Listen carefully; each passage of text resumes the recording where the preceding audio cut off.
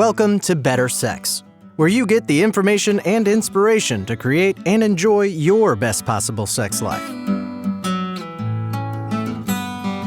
Join your host, sex therapist Jessa Zimmerman, as she brings you expert guests, helpful tips, knowledge, and strategies to improve your intimate relationships.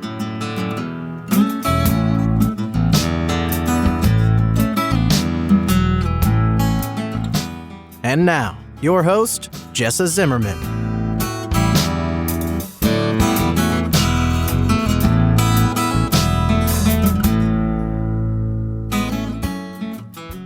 Hey everybody, welcome back to another episode of the Better Sex Podcast. This is Jessa, and I want to welcome you and thank you for tuning in, taking the time to join me. I've got a really interesting conversation today to share with you. It sort of goes all over the place.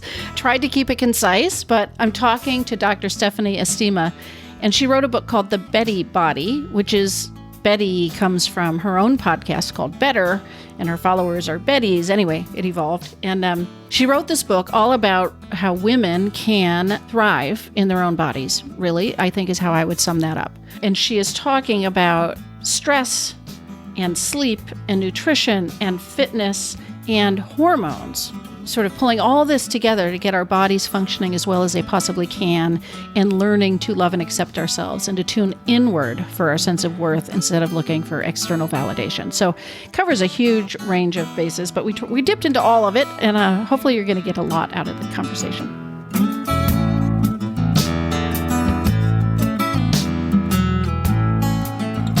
And before we start the show today, it is sponsored by Intimacy with Ease. It's a method to help otherwise happy couples achieve a sex life that is easy and fun for both of them, so that you can actually just enjoy your sex life with zero stress. For more information, if you want to watch a brief little training video that's available, all of that, go to intimacywithease.com. So, Stephanie, thank you so much for being on the show with me. I'm thrilled to be here. Thank you for having me. I want to start by asking this because when I think it was a press release from you, the top line was, most women are not having enough orgasms. Mm-hmm. And I thought, okay, that's interesting. Yep. So I'm sort of curious about your position on that, what makes you say it and why they're important. Sure. Yes. I wrote, maybe going on 3 or 4 years now, an article that went relatively viral, and the topic of the article, and we incorporated it into the book, The Betty Body, which I hope we'll talk about today. So the title of the article was Why Women Need Twice as Much Sex as Men. And in that article, because I'm a brain geek, I talked about the differences, like the sexual dimorphisms, the differences between the male brain and the female brain, and specifically how we have about 52% less serotonin synthesis as our male counterparts do, hence the twice as much, right? So you need twice as much, positive reinforcement, whatever that is, sex or positive reinforcement in other verticals in your life, in order to have the equivocal amount of serotonin to the guys. And we all know, men tend to be, when we sort of look at, they tend to be more independent. You give them a to-do list and they just kind of punch it out. And, one of the differences between men and women is that while women, obviously, we have very long to-do lists, we are often not even on our own to-do lists, but we need more encouragement along the way because we are much more susceptible to mood disorders, depression, anxiety, and other metabolic, other brain issues. We can go into autoimmunity and Alzheimer's and all of that stuff, but really women need more encouragement along the way. So this is, when we talk about sex and orgasms, this is one of the areas in our life where we are the most vulnerable, the most open. There's another person, depending on the... Potentially, yeah. Potentially, yeah. If it's a heterosexual relationship, that another person's body is going inside of you. So, it can be a really vulnerable time. And of course, the bonding, and if a woman feels like safe and she feels nourished and she feels loved and she feels like the queen that she is, my hypothesis around this, and I've seen this it's not just like let me just pull something out of the air, it's backed up by science, is that a woman will crave more of that. She will crave more of that intimacy, that connection, because it's for her neurobiology, it's very, very healthy. Now, of course, there are other ways that a woman can enhance and improve her neurobiology, like connection with other women and friendships. And there's many other things, but in the context of sex and orgasms, like that is one of the best ways that women can improve their brain health, to improve that serotonin synthesis pathway. Yeah. And of course, where my brain goes as a sex therapist is, if it goes well. That's a big if. Right. If it's a positive experience, it's really positive, right? But obviously there are challenges, but that's not so much the topic today. But you're absolutely right, though. I mean, you can't, even in an everyday relationship, of course, now we know there's like lots of people working from home and they're in the same space and they don't have, that sort of distance. The little like bickering that happened in the morning can show up, right? It can still show up that evening or, whenever, the afternoon delight, like whenever it's happening. So you really also want to be conscientious to have that open dialogue. My partner and I call it sort of the bubble, right? Where we can say anything, we're protected, there's no ego, and you can have that conversation to clear that energetic rubbish, if you will. All right. So who is Betty? Who is Betty? Who is Betty? Is this like Karen? I mean, I just want it's so funny that you say that. I feel like the Karens of the world have just been like unfortunately targeted. Yeah. It's so funny how we have these names, right, that come up now that mean something. And this was completely unintentional. So I, like you, Jessa, I'm a podcast host. I host a podcast called Better with Dr. Stephanie. So our Better fans, we started calling our Better fans our Bettys. So that's where it came from. And it was so sticky. Like we started seeing reviews, if you see on iTunes or whatever, like, I'm a Betty, I love being a Betty. And so that's where it came from. And then when I wrote the book, I thought, okay, what's the promise, right? When you think about, and we go through lots of science, lots of brain metabolism, not nutrition, sex, all this stuff, but what's the promise of the book? And the promise is that you are going to get your own Betty body. And I love the idea of this being like size agnostic. It's not about being a size 2 or whatever. It's about actually just loving your body. So defining for yourself what your goals are and loving yourself right now, irrespective of like where you want to go. You love yourself right now for everything that you and your body have been through together. And then for the future relationship that you're developing as well. So the Betty body is part podcast origin story. And then it's really a philosophy. I think that there's a Betty in every single one of us that needs to be unleashed and nourished and loved and honored, because every one of us, I feel, is a goddess in her own right. And I would imagine the connection here is like, if we love ourselves in our bodies, sex and orgasm is more likely to be a positive thing. Like if we're talking about let's up the serotonin, this is going to be part of that, making that available, right? Absolutely. And this is very true for very driven women, right? So when we have women who are like type A personalities, like hello, still like president, not only am I a president, I'm also a client, like the type A personality club, very driven, very used to being in my masculine energy. And when I say masculine energy, again, this is like gender agnostic, like everybody has a masculine energy and a feminine energy, but many, at least the women that are attracted to me, and that's maybe just because that's exactly who I am, I spent many, many years very comfortable in honing and mastering my masculine. So the doing, the productivity, the success, the degrees, the accolades, the money, the this and this, you're just focusing on achieving some sort of, I would say, like patriarchal model of what success is. And in doing so, in focusing all of your eggs in one basket, so to speak, you end up really neglecting and forgetting what it is to be in your feminine, how we can slow down and surrender and feel our feelings and just be present rather than doing all the time. You can just like be all the time, right? And that's really, the book is not written just for that woman, but I think that there is a tendency in the modern, very fast-paced world that we live in to always be focusing on like, what's next? What's next? So really slowing down and focusing in on the moment, attuning with your body, what she's trying to tell you, and learning how to respond in a way that your body requires of you to do and expects you to do. And it's every person with a vagina should be able to attune to these rhythms and be able to appropriately respond. All right. So the book is about acceptance and self-love, but also it sounds like actionable health, right? Like tuning in and doing things. Okay. So yeah, I like to say geek and magic. It's like the geek stuff, like here's all the science, here's all the pathways, and here's like how you do it in everyday life. Right. So give me a little bit of some sense of what's in the book in terms of areas that vagina holders should be paying attention to. Like, what are some of the biggest issues that we face? Oh, there's so many, but I think pick your favorites. Yeah. So there's a couple of them. So we start off in the book talking about chronic stress, and the chapter is stress spelled backwards is desserts. So we talk about this idea of what the effect of chronic stress does to our physiology. And then I break down stress into two categories. We have eustress or hormetic or hormesis type of stressors, which are typically ascribed as good stressors, like short-term, pain, like maybe exercise or fasting.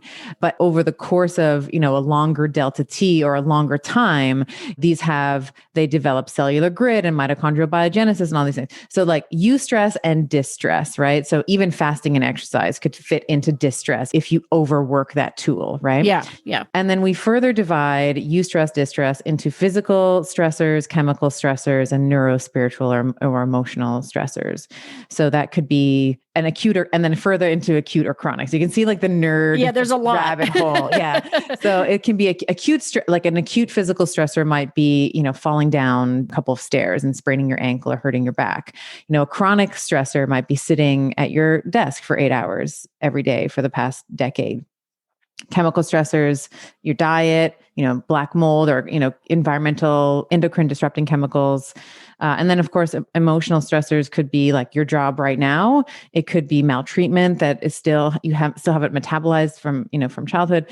So we talk about all of these stressors and how it affects your ability to relax, your ability to get into that feminine that we were just talking about, that presence, right? We're not in survival mode. We're in this sort of expansion and thrive mode, and how it can affect our menstrual cycle, how, this over secretion over that delta T over that long time can begin to affect the menstrual cycle, the quality of it, the quality of the bleed, the length of the bleed, the clotting in the bleed, like all the things. Huh. So I think that that's really important for women to recognize, because I think that what we tend to do, or when we tend to think about someone who's stressed, is someone with like a red face, pulling their hair out, has no patience, screaming, when oftentimes I could see you on the street and my life could be unfurling like a ball of yarn behind me. And if you say, hey, Stephanie, how are you? I'm very likely going to say, I'm great. Yeah, right.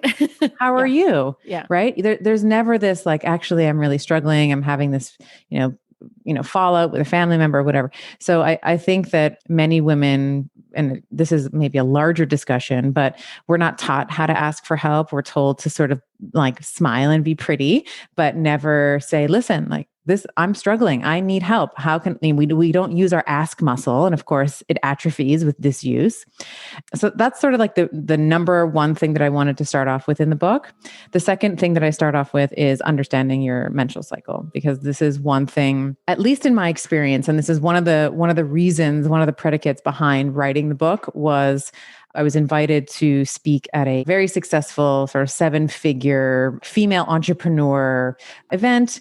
Supposed to be 45 minutes. I went in there and my talk was how you can use your menstrual cycle the title was how to use your menstrual cycle to make $1 million. Like that was the, cheeky title, but it was really about the different ebbs and flows of your hormonal milieu over the course of the month, how you sometimes feel like Wonder Woman and other times you feel like super productive and you just want to get stuff done. And then how other times you feel like you're down in the dumps. Like, what do all these things mean? So all these women, and you can just imagine, they're like, they've read all the books, been to all the coaches, done all the things, and they've never heard of this before. So I was like, okay, well, if these women who have, under every nook and cranny, have looked for success secrets, have never tapped in to the power of their menstrual cycle, most women probably have no idea what's happening on a day-to-day basis. So, and this, I imagine you're not talking about evening that out. You're talking about using that menstrual cycle, right? Using the natural. Yeah, I really do believe that your hormones are your superpower. And the more that you can tune in to the ebbs and flows of your hormonal milieu, the better you're going to be able to take care of yourself, which is by far your most important job. But it's going to bleed into other areas of your life. You'll be a better partner. You'll be a better, pun intended. Yeah, it'll flow into other areas of your life. If you've chosen motherhood, If you have a partner, your ability to hold space for and be present for your partner, your general sense of worth, whether or not you ask for the raise, like all of these different parameters, it really does have a big influence on how we interact with both our internal environment and our external environment. And I'm imagining that the part of the way this ties together is if people understand the superpower of their menstrual cycle and their hormonal cycle, that's going to feed into accepting ourselves exactly as we are, right? Like understanding the beauty of nature at work and our bodies at work is part of what allows us to just love ourselves. Yeah, 100%. And one of the taglines in the book is like, women are not little men.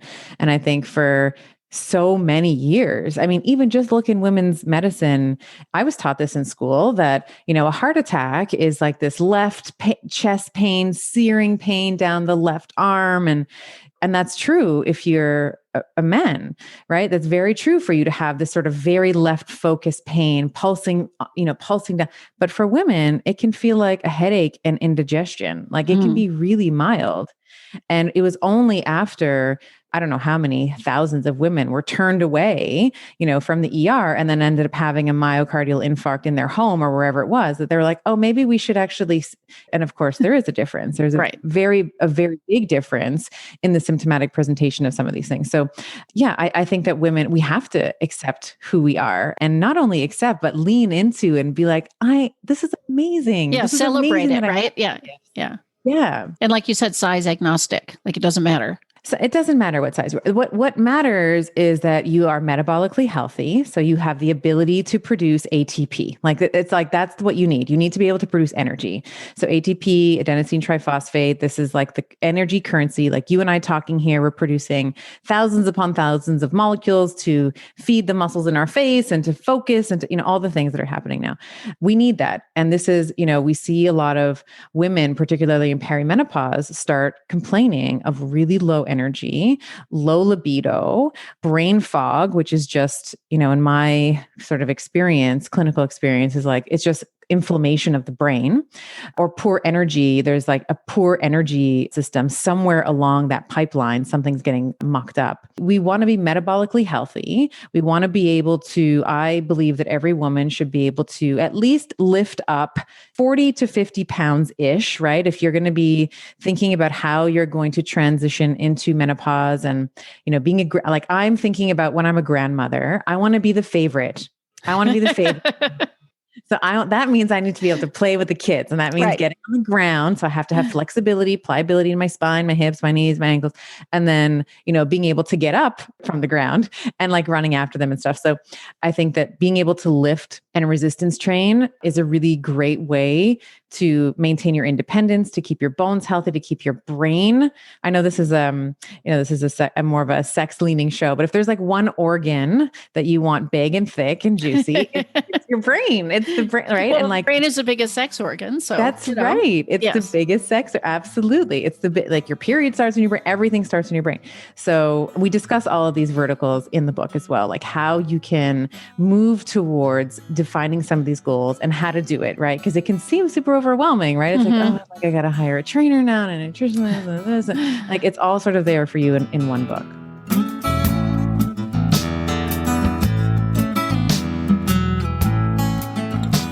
It's Jessa here, just taking a quick break. Thanks for listening. Are you interested in being a guest on the show? I'm always looking for people with expertise to share that could enrich other people's sex lives. And I'm also interested in hearing from people who have transformed their own intimate relationship and would want to share their story with my listeners. So if you've got something to contribute to the discussion and want to see about being featured on an upcoming episode, please visit our website, bettersexpodcast.com, and check out the Be a Guest details. You'll find everything you need there. All right, so you already were talking about stress, which I assume we want to minimize, right? Or deal with so that we can make as much ATP as possible, right? That's related. Mm-hmm. What are some of the other challenges or other areas that you address in the book? So the second main issue that we address in the book is hormonal imbalance. So I sort of was mentioning a little bit just now when I was talking about perimenopause, but as we start moving from perimenopause into menopause, and I sort of loosely define perimenopause as starting around 35 years of age. And this is because we start seeing progesterone's starting to slowly decrease. And then menopause, unfortunately, it's a retroactive diagnosis. You Right. have to not have a period for a year. So like you could be in month 6 and still not have, anyway. So that whole, that 15 year to 20 year time in a woman's life can be rife with hormonal imbalances. So she can run estrogen dominant, meaning more estrogen relative to progesterone in the second half of her cycle. She can be androgen dominant, meaning when we think about what's called the steroidogenesis, or like just the sex hormone production, we have progesterone, which turns into testosterone, which turns into estrogen. So if she has a problem switching her testosterones to estrogen, she's going to accumulate more testosterone. So being more androgen dominant, she could have too much cortisol, which we touched on. She could have, and then towards the end of perimenopause, as she's about to move into that menopausal portal, low estrogen, low testosterone, right? Because now we see progesterone coming down, and then later on we see testosterone, estrogen coming down.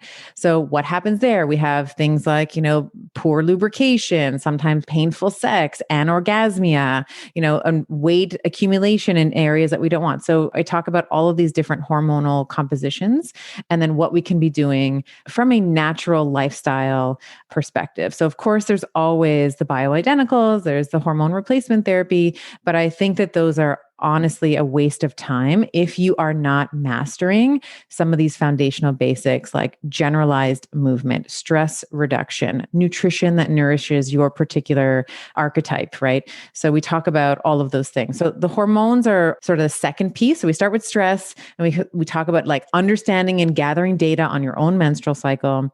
What are some of the hormonal possible dysregulations or patterns that we see that can go awry? And then we move further in the book. We talk about one of the biggest chapters is sleep and sex. So we talk about sleep is like the first domino. Like you are not going to bicep curl your way out of bad sleep. Like you have to sleep well. The impact of regular sex and orgasms on your vitals. So in that other article that I had referenced previously, one of the other things I said, and I put this in the book as well, because it's so important. This is one of the things I think, as a sex therapist, you're probably doing this more than other healthcare providers are. But I think this has to be part of the dialogue with many of our patients. I mean, you have to develop rapport with the patient. Like you can't start there. But, when we talk about vitals, we talk about heart rate, we talk about blood pressure, we talk about respiratory rate, we talk about oxygen saturation. For a woman, her menstrual cycle is her 5th vital sign. This is something all of those things are augmented with regular orgasms, with regular sex.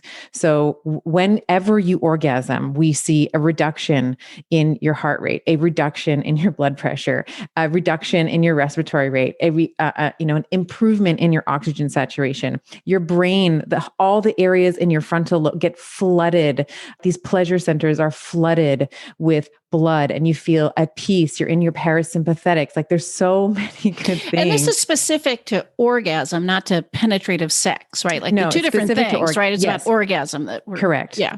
Correct. So in the book, sort of tongue in cheek, I say, whether you're with a partner or a toy that you call your partner, right? Like the orgasms for women are very important. And it's also a longevity tool as well, right? So we want to be thinking about, I say this sort of a bit from an evolutionary lens, like after we reproduce, if you've chosen to do that, biology, like natural selection doesn't really care about you that much anymore. Like you've already, like you've passed on the gene, right? But obviously those run contrarian to our goals. Like we don't want to just die after we give birth, right? Wither on the vine, Exactly, right? So we want to, one of the ways that you can sort of signal, to your epigenome or your, DNA methyl, whatever you're thinking, is the regularity of your orgasms, right? So that's also sort of another hack. It's like, people are like, oh yeah, who cares about heart rate? But I'll look younger and I'll feel younger. Yeah, I'll do that. So if the heart rate and the oxygen saturation, like you don't care about those things, like you'll look younger and you'll stay younger for longer with more sex and orgasm. And I love the idea that we're sending a message to our body that we're still vibrant and important and young. And so keep there's I don't know if you know this book, Younger Next Year, and they talk about health and exercise because we want to signal to our body through use that it still needs to be maintained. And they didn't mention orgasm, but that's really interesting. In their revised version, I would counsel them to include that. Yeah. Yeah. So do people generally know that they are not sleeping well, or is this something that you have to educate people about? That's just even recognize, It's such a good question. Most people don't realize it. And I actually put in so many studies in the book that demonstrated this. So most people think that most Americans, if we sort of look at the data, I think that it was 71 million, or maybe it was 61 million. I will check, but 61 or 71 reported some type of sleep disturbance, including insomnia, anxiety, inability to initiate sleep, or inability to maintain sleep over the course of the time.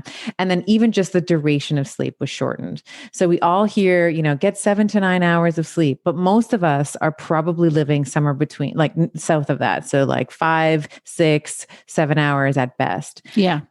And in the book, I was talking about a couple of different studies that demonstrated that even with 6 hours of sleep, which is probably the average American, what we're actually seeing is an over pruning effect in the brain. So when we think about the brain cells, there's neurons that everybody well, maybe not everybody, but some people may have heard of neurons in the brain. There's also another type of cell called an astrocyte.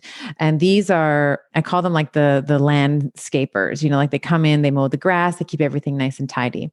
But when you are sleep deprived, now instead of just mowing the grass in the front lawn, they start taking down the shrubs and the trees and so they're like over trimming dendrites, or they're over trimming neurons that shouldn't be trimmed. So you're decreasing your total volume of the brain over time, which is crazy. Yeah, that does not sound good. It's Don't crazy. Do that. Yeah. And then we also see other things like reaction time changes. Of course, when you're sleep deprived, you have poor partitioning of fuel. So you tend to be more like a sugar burner. You tend to want more sugar.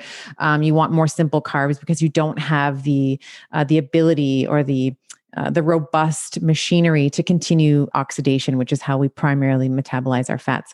So lots and lots of evidence to suggest that sleep is really important for all parameters of health. But what you just said was really, really interesting, is that most people, and there was one study that I quoted in the book, most people thought that they performed really well. Like they would give them a speed reaction test. Like maybe they said, as soon as you see the truck, like press on the red, the brake or whatever. And most people, before they were given their results, was like, how do you think you did? Oh, I think I did great. Like, I think I did well. And they performed really poorly. So people had no idea that their reaction time and their speed was attenuated.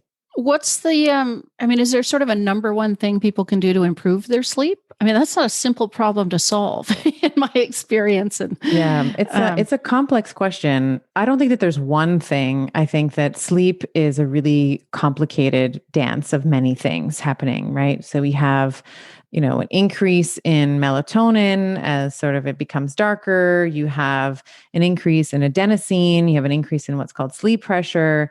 I will say that there are a couple of things that are really toxic to sleep. Lights, right? So like bright lights in the evening, very toxic. Other stimulatory compounds like caffeine, like America's favorite, liquid, right? I mean, and really not just America. It's like the world's favorite drug is caffeine. And one of the things that we know about caffeine is that it actually inactivates those adenosine receptors. So adenosine is like, you and I are talking right now, we have adenosine that's building up so that, in a couple of hours, let's say, like call it 4 or 5 hours from now, we feel like a little sleepy. We want to, go to sleep.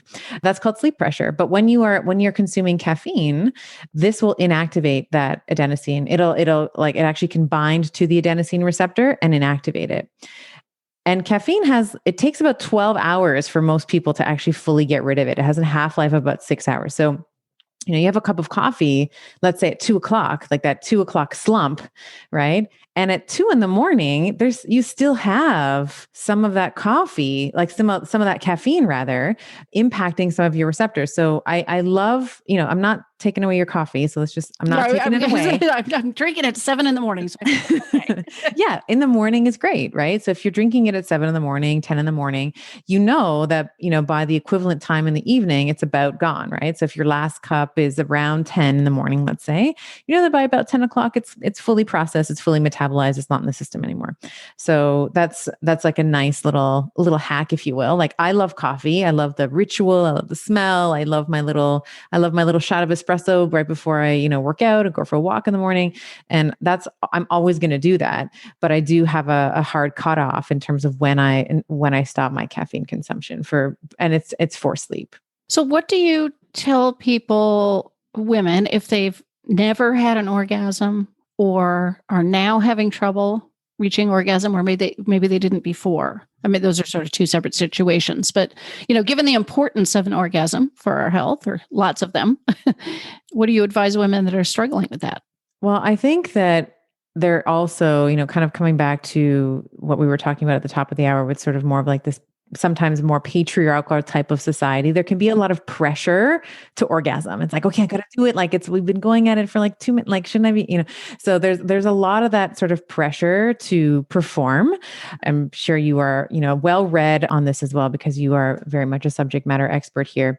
I would say to a woman who has never had an orgasm before, for whatever reason, whether that's cultural or, mechanical or chemical, like whatever it is, and if she has it is a built-in pathway, right? So it really is just a matter of her taking the time to explore it. That might be, devoting an hour somewhere in her day, lock the bedroom, put on some music, some essential oils, take a bath, slow down the process and really invest in getting to know what you like. I think a lot of women have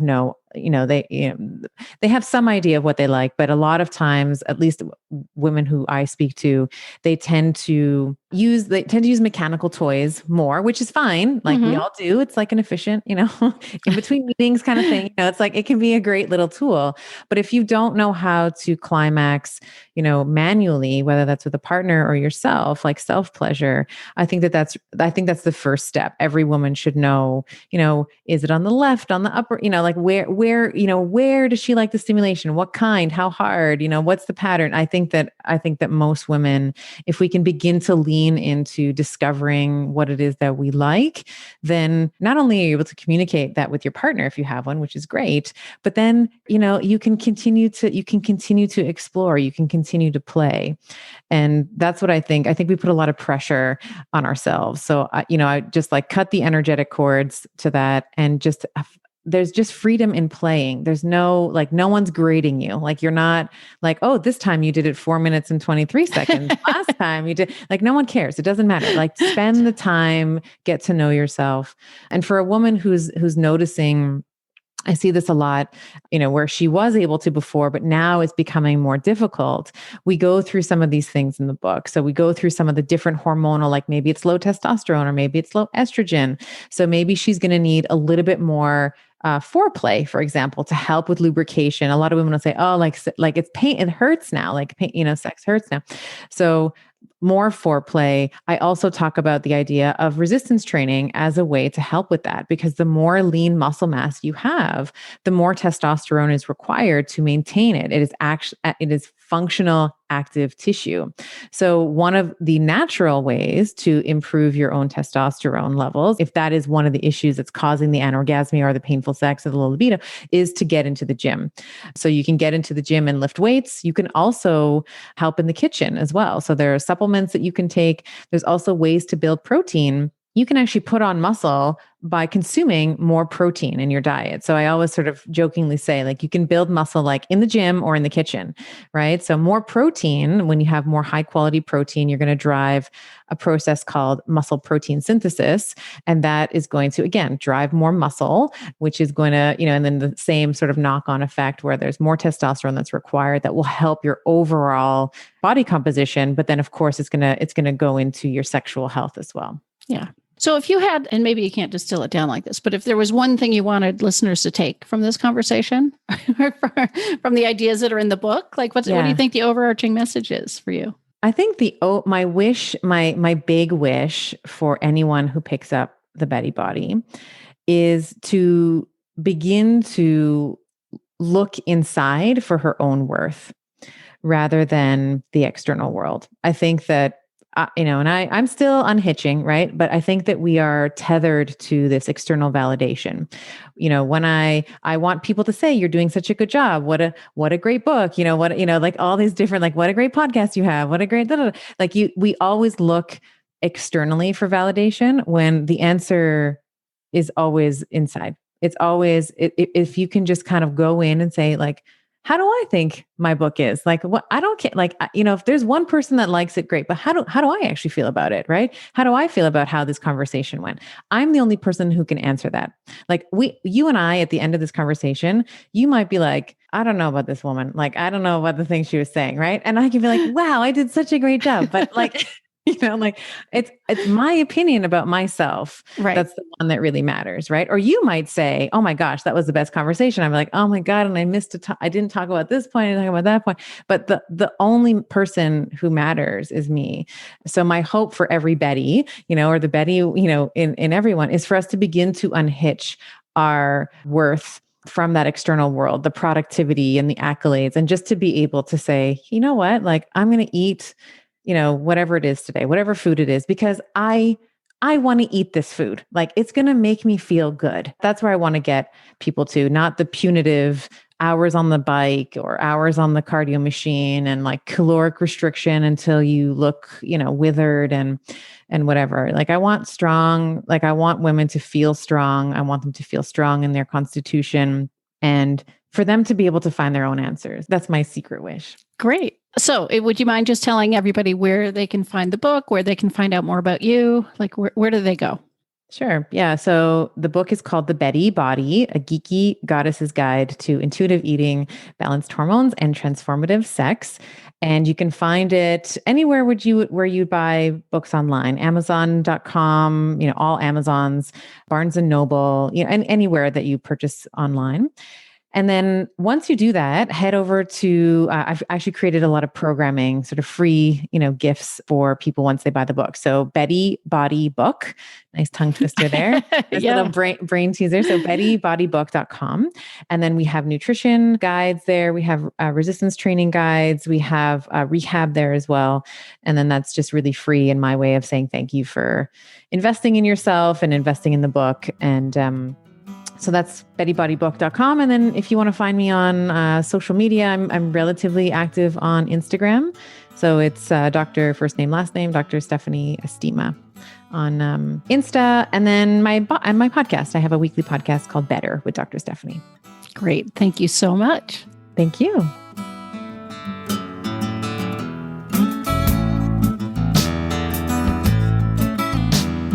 You've been listening to Better Sex. Please visit our website, bettersexpodcast.com, for show notes and additional episodes.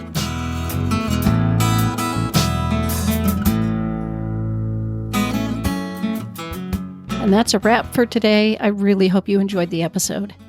If you are enjoying the podcast, if some of this material resonates with you and you would like to make a difference and make sure that this keeps coming out in the world once a week, ongoing, there are a couple things you could do to show your appreciation. The first would be to go to iTunes and rate and review the show. That really helps us be found by new listeners when you review the show on iTunes. You can find a link at bettersexpodcast.com/iTunes. The other thing I want to invite you to consider is becoming a Patreon. For a small monthly pledge, you get some benefits. So for $2 a month, you get advance access to every single episode. For $5 a month, you get a chapter of my upcoming new book. And for $10 a month, I host quarterly get to know you and question and answer chats over the web, and you get invited to that. I would love to have your membership in that, become part of the Better Sex family. You can find a link at bettersexpodcast.com/Patreon, which is Patreon. Again, thanks for listening. I'm glad you're here. Feel free to comment, ask questions, get in touch. I'd love to hear from listeners. Thanks.